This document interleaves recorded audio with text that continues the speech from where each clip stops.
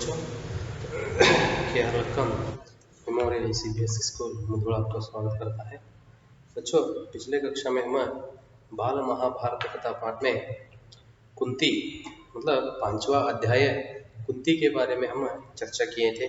ठीक है, कुंती कौन थी?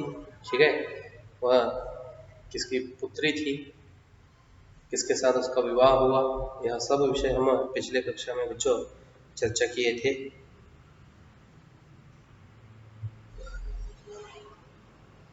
तो आज के कक्षा में 6वां अध्याय 6th लेसन भीम, इस अध्याय के बारे में आज हम चर्चा करेंगे बच्चों। आइए देखेंगे तो इस अध्याय में भीम के बारे में हमें क्या परिचय देने के लिए तो लेखक जी कोशिश किए हैं। पांचों पांडव तथा धृतराष्ट्र के 100 पुत्र जो कौरव कहलाते थे। देखो, पांचों पांडव तथा धृतराष्ट्र के 100 पुत्र जो कौरव कहलाते थे। पांडव के ये 5 पुत्र और धृतराष्ट्र के 100 पुत्र, इन सभी को क्या कहते थे लोग, या ये सभी क्या है, कुरुवंश के, ठीक है, कुरुवंश या कौरव कहलाते थे। हस्तिनापुर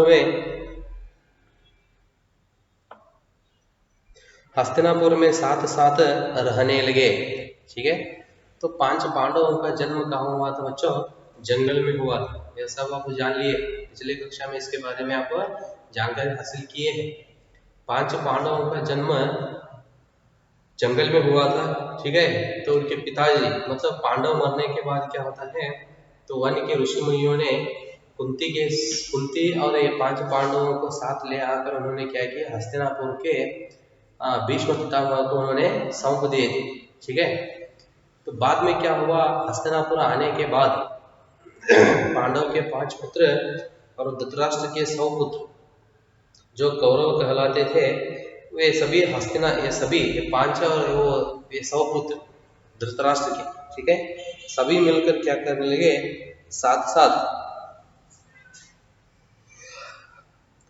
साथ हस्तिनापुर में रहने लगे।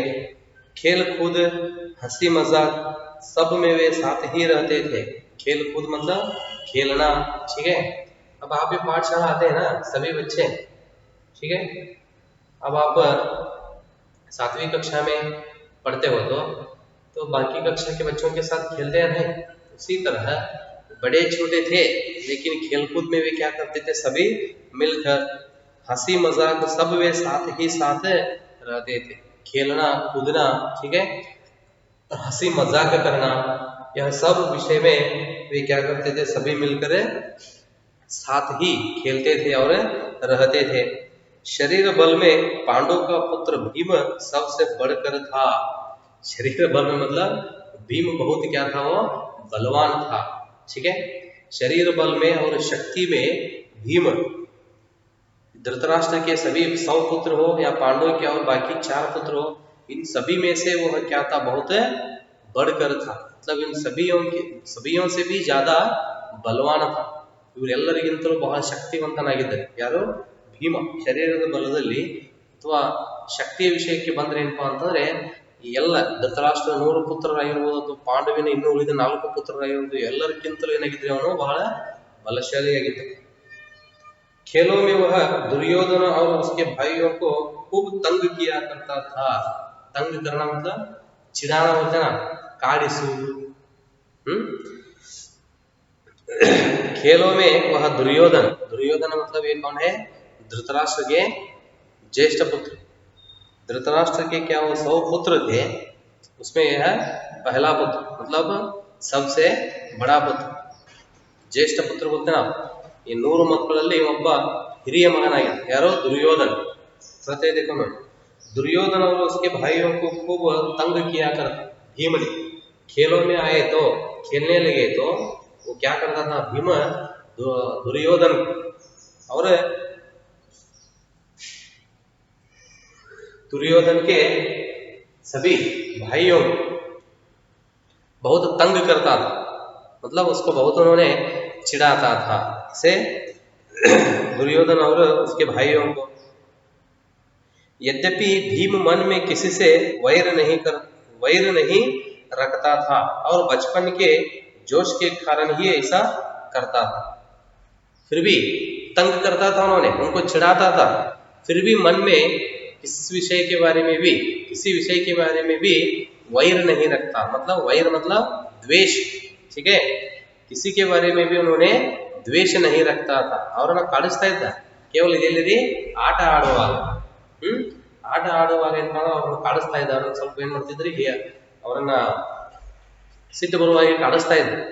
ಆದರೂ ಸಹಿತ ಯಾರ ಬಗ್ಗೆಯೂ ಮನಸ್ಸಿನಲ್ಲಿ ದ್ವೇಷ ಭಾವನೆ ಭೀಮನಿಗೆ ಇರಲಿಲ್ಲ. देखो कहते हैं यद्यपि भीम मन में किसी से वैर नहीं रखता था और बचपन के जोश के कारण ही ऐसा करता। क्यों उनको चिढ़ाता था, ठीक है। खेलों में उनको क्यों चिढ़ाता, मतलब बचपन में ये सब होता रहता है। अब हम खेलने लगे तो बचपन में क्या होता है, वह वैर भावना मतलब द्वेष भावना खेलों में आता रहता है, क्योंकि मैं जीतना है, ठीक है, हमारा वह समूह या टीम जीतना है। इस तरह क्या होता है, वो द्वेष भावना उठता है, लेकिन सिर्फ वो खेलों में होता रहता है, तो जीवन में नहीं।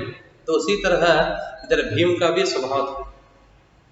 खेलों में सिर्फ उन्होंने क्या करता था, अपने भाइयों को चिढ़ाता था, लेकिन मन में भीम को कोई वैर मतलब द्वेष भावना न था और बचपन के जोश के कारण ही ऐसा करता था। फिर भी दुर्योधन तथा उसके भाइयों के मन में भीम के प्रति द्वेष भाव बढ़ने लगा। हर समय या वे क्या खेलते थे, हर खेल में भीम का ही जीत होता था, ठीक है। भीम उन लोगों को बहुत चिढ़ाता था। तो यह देखकर दुर्योधन को सहन करने के लिए ना हुआ, सिर्फ दुर्योधन ही नहीं, दुर्योधन के बाकी भाइयों को भी वे लोग क्या करने लगे, भीम पर, ठीक है, भीम के प्रति मतलब भीम पर उन लोगों का द्वेष भाव मतलब द्वेष की भावना क्या होना बढ़ने लगा. ಭೀಮನಿಗೆ ಅವರ ಬಗ್ಗೆ ಯಾವುದೇ ಶಕ್ತಿ ಇರಲಿಲ್ಲ, ಮನಸ್ಸಿನಲ್ಲಿ ದ್ವೇಷ ಭಾವನೆ ಇರಲಿಲ್ಲ. ಆದರೆ ಪ್ರತಿ ಬಾರಿ ಭೀಮನು ಗೆಲ್ಲುವುದರಿಂದ ಅಥವಾ ಅವರನ್ನು ಕಾಡಿಸುವುದರಿಂದ ಅಲ್ಲಿ ಏನಾಗಿಬಿಡ್ತೀರಿ, ಭೀಮನ ಬಗ್ಗೆ ದುರ್ಯೋಧನ ಮತ್ತು ಅವನ ಸಹೋದರರ ಮನಸ್ಸಿನಲ್ಲಿ ದ್ವೇಷ ಭಾವನೆ ಬೆಳೆಯಲು ಪ್ರಾರಂಭಿಸಿತು. ಯಾರ ಬಗ್ಗೆ? भीमन ಬಗ್ಗೆ. ठीक है, भीम के मन में ऐसा भावना नहीं थी, द्वेष भावना, लेकिन दुर्योधन और दुर्योधन के भाइयों में यह भावना बढ़ने लगा. इधर सभी बालक उचित समय आने पर कृपाचार्य से अस्त्र शस्त्र या अस्त्र विद्या के साथ साथ अन्य विद्याएं भी सीखने लगी. कृपाचार्य मतलब गुरु, ठीक है, विद्या सीखने के लिए आगे बड़े होने के बाद भी क्या करता है, भीष्म सभी बच्चों को गुरु द्रोणाचार्य के पास विद्या पाने के लिए भेजता है. ठीक है, उसी तरह इधर क्या हुआ, उचित समय आने पर मतलब वे बच्चे जरा बड़े होने के बाद क्या करता है, आने पर कृपाचार्य से अस्त्र विद्या के साथ साथ अन्य विद्याएं भी सीखने लगे. कृपाचार्य मतलब द्रोणाचार्य के पास वे सभी क्या किए, बच्चे अस्त्र विद्या मतलब अस्त्र शस्त्र चलाना, खड्ग चलाइस युद्ध ಮಾಡ್ತಕ್ಕಂಥ ಕಲೆಗಳನ್ನು.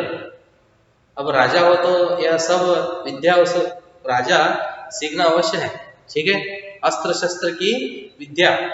तो उसी तरह समय आने पर क्या हुआ, उधर कृपाचार्य से अस्त्र विद्या के साथ साथ अन्य विद्याएं भी सीखने लगे. विद्या सीखने में भी पांडव कौरवों से आगे ही रहते. विद्या सीखने में भी, खेलों में हो और कोई विषय में हो, कौरवों से भी मतलब धृतराष्ट्र के जो 100 पुत्र थे उन सभी से भी पांडव के पुत्र, पांचों पुत्र हमेशा आगे रहते थे हर एक विषय में. अब अस्त्र शस्त्र की विद्या सीखने में भी ऐसा ही हो. गुरु के पास जाकर उन्होंने, गुरु के पास क्यों गए थे, वो विद्या सीखने के लिए. इसकी विद्या वो अस्त्र विद्या. तो उधर जाने के बाद भी क्या हुआ, अस्त्र विद्या सीखने में कौरवों से भी आगे कौन हो गए उधर? पांडु पुत्र, मतलब 5 पांडवों ने उनसे भी आगे सीखने लगे. ಅಂದ್ರೆ ಅಲ್ಲಿ ಗುರು ದ್ರೋಣಾಚಾರ್ಯ ಹತ್ರ ಏನ್ ಮಾಡ್ತಾರೆ ಅವರು? ಅಸ್ತ್ರ ಶಸ್ತ್ರ ವಿದ್ಯೆಯನ್ನು ಕಲೀಲಿಕ್ಕೆ ಹೋಗ್ತಾರೆ. ಬಿಲ್ ವಿದ್ಯೆ ಅಂತ ಹೇಳ್ತಿರ್ಲಿ, ಆ ವಿದ್ಯೆ ಕಲೀಲಿಕ್ಕೆ ಹೋದಾಗ ಅಲ್ಲಿಯೂ ಸಹ ಏನಾಯ್ತಪ್ಪ ಅಂತಂದ್ರೆ ಕೌರವರಕ್ಕಿಂತಲೂ ಪಾಂಡವರು ಏನಂದ್ರೆ ಮುಂದೆ ವಿದ್ಯೆಯನ್ನು ಕಲಿಯುವಲ್ಲಿ ಬಹಳ ಒಂದು ಆಸಕ್ತಿಯನ್ನು ತೋರಲು ಪ್ರಾರಂಭಿಸಿದರು. ಕೌರವರು ಅಂತಂದ್ರೆ ಧೃತರಾಷ್ಟ್ರನ ಒಂದು 100 ಮಕ್ಕಳು, ಹೌದ್ರಿ? देखो पांडव कौरवों से आगे ही रहते थे, इससे कौरव खींचने लगे. मतलब तो यह देखकर कौरवों को क्या हुआ? और द्वेष भाव बढ़ने लगा. समझ में आ रहे ना? किस पर? पांडवों पर. मतलब हमेशा भी आगे आने लगे, आगे रहने लगे. तो इस तरह हर एक विषय में पांडव के पुत्र आगे बढ़ने लगे. तो यह कौरवों से सहन करने के लिए नहीं हुआ. इसी एक कारण से, ठीक है, इस कारण से क्या हुआ?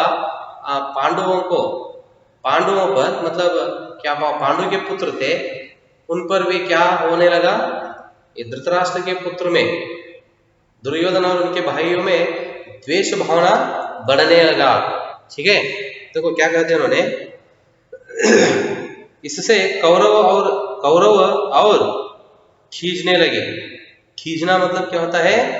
किसी अप्रिय बात, मतलब उनके साथ उन्होंने प्यार से बातें करना हो, ठीक है, तो उनके साथ समय खुशी से समय बिताना हो, यह सब उन्होंने क्या किए? छोड़ दिए. कौन? कौरव, मतलब धृतराष्ट्र के पुत्र दुर्योधन और उनके भाइयों.